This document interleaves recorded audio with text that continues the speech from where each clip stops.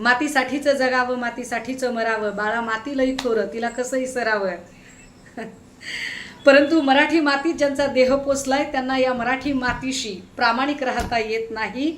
ज्या एकनाथ शिंदेंचा देह या महाराष्ट्रातल्या मराठी मातीत पोचला गेलेला आहे, या महाराष्ट्रातलं क्षार पाणी घेऊन ज्यांची वाढ झाली आणि याच महाराष्ट्रातल्या मराठी माणसांनी ज्यांना भरभरून प्रेम, साथ, सहकार्य आणि विश्वास दिला, त्या सगळ्या मराठी माणसांशी प्रतारणा करत आज एकनाथ शिंदे जय गुजरात म्हणतात.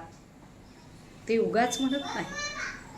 खरं तर एकनाथ शिंदेंच्या ठाई एकनिष्ठता किंवा प्रामाणिकपणा हा जरी गुण नसला तरी एकनाथ शिंदेंच्या ठाई धूर्तपणा आणि चतुरपणा ठासून भरलेला आहे.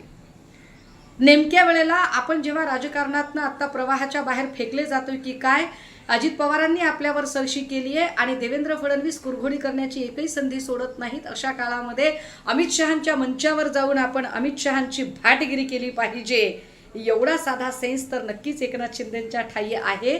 कारण उद्या जेव्हा सगळा महाराष्ट्र आणि अवघा मराठी माणूस महाराष्ट्र आणि मराठीच्या अस्मितेसाठी मुंबईमध्ये एकवटत आहे, अगदी त्याच वेळेला अमराठी मतांची बेगमी करण्याचा प्रयत्न भाजपाकडून होणं फार स्वाभाविक आहे. पण अशी बेगमी करताना मी तुमचा सगळ्यात जास्त वफादार आहे, किंबहुना मीच सर्वोत्तम भाट आहे, हे अमित शहांना सांगण्याची संधी एकनाथ शिंदे कसे सोडतील बरं? कदाचित त्यातूनच आज त्यांच्या तोंडून जय गुजरात निघालं.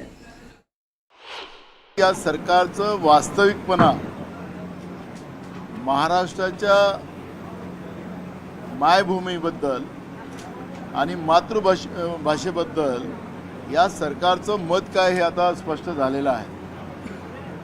हे सगळेजण वॉशिंग मशीनमध्ये गुजरातच्या धुतले गेलेले आहेत आणि गुजरातची वॉशिंग मशीन चा असर अजूनही यांचा उतरलेला नाही.